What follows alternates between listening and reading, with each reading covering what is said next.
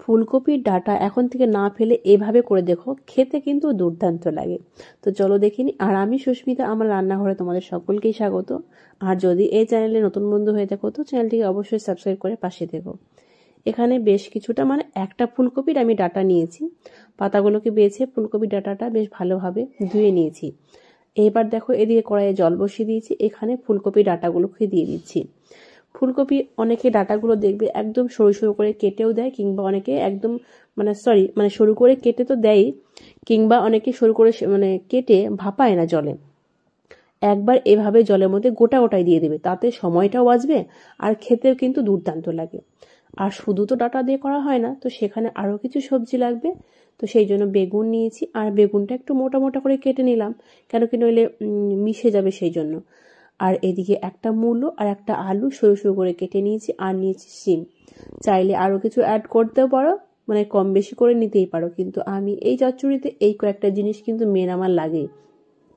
আর এদিকে দেখো, আমি ঢেকে এটাকে 3 মিনিট মতো ভাপিয়ে নিয়েছি, খুব বেশিক্ষণ ভাপানোর দরকার হয়নি, হাই ফ্লেমে এটা করে নিয়েছি। আর এইবার দেখো কি সুন্দর হয়েছে, আমি তোমাদের দেখাচ্ছি। এটা জলটাকে ঝরিয়ে, চলো তারপর তোমাদের আমি এটাকে দেখাচ্ছি। তো জলটা ঝরিয়ে নিয়েছি, আর দেখতেই পাচ্ছ কতটা নরম হয়েছে। পুরো গোটা গোটা ডাঁটাগুলোকে জলের মধ্যে এভাবে দিয়েছি, তাতে কিন্তু সময়টা আমাদের অনেকটাই বাঁচে। এভাবে যদি তোমরা ফুলকপি ডাঁটার চচ্চড়ি করো, তাহলে কিন্তু কোনো রকম সমস্যা হবে না, খেতে কিন্তু দুর্দান্ত লাগে। দেখবে একদম শক্ত থাকে, খাওয়ার সময় ভালোও লাগে না, খুব ঝামেলা হয়, আর শক্ত অবস্থায় কাটতেও ঝামেলা হয়। তো এইভাবে গোটা গোটা ভাপিয়ে নাও নিজেদের পছন্দ অনুযায়ী, তারপরে সরু সরু করে কেটে নেব। তো পুরোটা আমি কেটে নিয়েছি। আর এইদিকে দেখো, বকবক করতে করতে তারপরে ক্যামেরাটা দেখো অফ করে দিয়েছি, আর অন করতে ভুলে গেছি। এতটা মন ভোলা, তোমরা বুঝতেই পারছো আমার ভিডিও দেখে। মাঝে মাঝে কোনো না কোনো সময় আমি ভিডিও অফ করে আর অন করি না। যাই হোক, তেলের মধ্যে তেজপাতা, শুকনো লঙ্কা আর 5 ফোড়ন দিয়েছি। তোমরা চাইলে কিন্তু এর মধ্যে শুধু কালো জিরেও দিতে পারো, যেহেতু এটা নিরামিষ চচ্চড়ি সেই জন্য এখানে 5 ফোড়ন দিয়েছি। এবার এর মধ্যে গোটা যে সবজিগুলো শক্ত যে সবজিগুলো, সেগুলো আমি আগে দিলাম। আলু, মূলো, শিম, বেগুনটা এখন অ্যাড করবো না, পরে দেব। মিনিট 2 মতো বেশ ভালোভাবে মিডিয়াম ফ্লেমে সবজিগুলোকে একটু মিশিয়ে নিতে হবে। যখন দেখবে সবজিগুলো বেশ ভালোভাবে মিশে গেছে, এবার এর মধ্যে আমি কাঁচা লঙ্কা আমি 2টো চেরা অ্যাড করে দিলাম।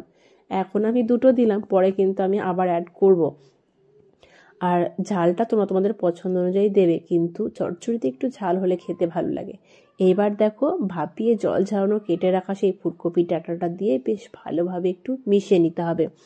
এটা মিনিট 2 মতো মেশাবো। আর এইভাবে খেয়ে দেখো, খেতে এতটা দারুণ লাগে, খুব নরম, খেতেও দুর্দান্ত লাগে। খুব ভালোভাবে মিশে গেছে। এইবার এর মধ্যে অ্যাড করব নুন। নুনটা কিন্তু খুব সাবধানে দেবে। তো আমি প্রথমে একটু 1/2 চামচের বেশি নুন দিয়ে দিলাম। নুনটা দিয়ে বেশ ভালোভাবে মিশিয়ে নিচ্ছি আবারও। এবার দিয়ে দেব হলুদ গুঁড়ো। হলুদ গুঁড়ো দিলাম পরিমাণ মতো, অতিরিক্ত হলুদ গুঁড়ো আমি দিলাম না। আর কালারের জন্য দিয়ে দিচ্ছি কাশ্মীরি লঙ্কা গুঁড়ো, এটা পুরোটাই অপশনাল, না চাইলে কিন্তু নাও দিতে পারো। তো বেশ ভালোভাবে মিশিয়ে নিচ্ছে। আর যে নুনটা দেওয়া হয়েছে, এইবার দেখবে এক্সট্রা আরও যে জল আছে সেগুলো কিন্তু বেরিয়ে যাবে। এবার ঢাকা দেব মিডিয়াম ফ্লেমে, এইভাবে কিছুক্ষণ মতো একটু কুক করে নেব। যতক্ষণ না এটাই একটু ভাপানো হচ্ছে, ততক্ষণ একটা মশলা পেস্ট করব। চলো দেখি। 1 চামচ মতো সাদা আর কালো সর্ষে মিশানো নিলাম 1 চামচ মতো। 1/2 চামচের একটু কম পোস্ত নিয়ে নিলাম। আর এইবার বলেছিলাম যে লঙ্কা তো অ্যাড করবোই, তার আগে এটাকে এমনি গুঁড়ো করে নিই। গুঁড়ো করে নিয়েছি, দেখো খুব সুন্দর, এভাবে কিন্তু খুব সুন্দর পেস্ট হয়। আর এইবার কাঁচা লঙ্কা দিচ্ছি, আমি এখানে আরও 4টে দেবো। আগে 2টো, এখন 4টে, মোট 6টা। তোমরা ভাবছো এত কাঁচা লঙ্কা? হ্যাঁ, এগুলো কিন্তু অতিরিক্ত ঝাল নয়, সেই জন্যই দিলাম। সামান্য নুন দিয়ে এইবার পেস্ট করে নেব। এইভাবে পেস্ট করলে খুব সুন্দর স্মুথ কিন্তু পেস্ট হয়। অনেকে দেখবে বলে মিক্সিতে খুব ভালো পেস্ট হয় না সরষে পোস্ত, কিন্তু এইভাবে করে নেবে। খুব সুন্দরভাবে দেখো এটা পেস্ট হয়ে গেছে। এখানে আমি এটা ছাঁকবো না, যেহেতু পোস্তটা দিয়েছি।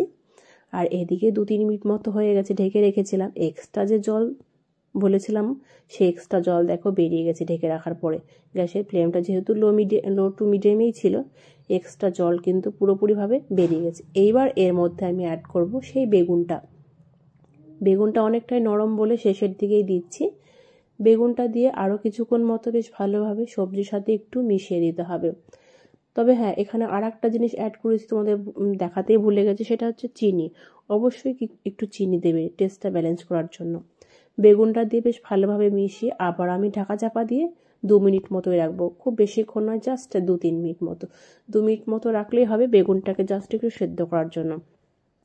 বেগুনটাও খুব সুন্দর সেদ্ধ হয়ে গেছে, আর এক্সট্রা যে জল আছে সেই জলটাও কিন্তু মরে গেছে। এবার এটাকে এইভাবেই কিছুক্ষণ মতো 2 মিনিট মতো একটু নাড়াচাড়া করে নেবো। প্রত্যেকটা সবজি কিন্তু ভালোভাবে সেদ্ধ হয়েছে, কিন্তু গোটা গোটা থাকবে, এটাই হচ্ছে এই ডাঁটার চচ্চড়ির হচ্ছে মেন।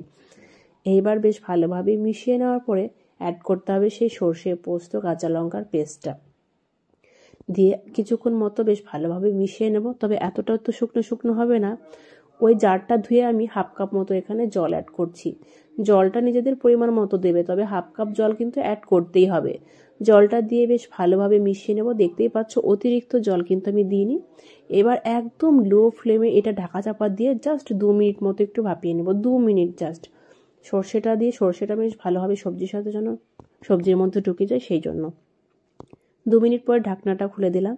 দেখতেই পাচ্ছ এত সুন্দর একটা ফ্লেভার বেরিয়েছে, তো সেটা তোমরা অবশ্যই পাচ্ছ না, কিন্তু রসটা কিন্তু একদমই নেই। যেটুকু আছে এটা নাড়াচাড়া করে নামানোর পরে এই রসটা কিন্তু একদমই থাকবে না।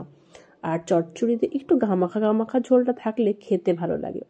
আর একটা লাস্টে যেটা দিচ্ছি সেটা হচ্ছে কাঁচা সর্ষের তেল, অবশ্যই দেবে। যারা পছন্দ করো না তারা দিও না, কিন্তু একটু দিলে কিন্তু খেতে দুর্দান্ত লাগে। তবে হ্যাঁ, বেশি দিলে কিন্তু সেই কাঁচা তেলের গন্ধটা করবে, খেতে একদম ভালো লাগবে না। গরম ভাতে এই ফুলকপি ডাঁটার চচ্চড়ি জাস্ট অসাধারণ।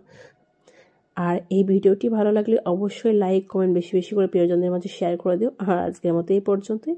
পরের দিন নেক্সট কোনো ভিডিওর সাথে দেখা হবে।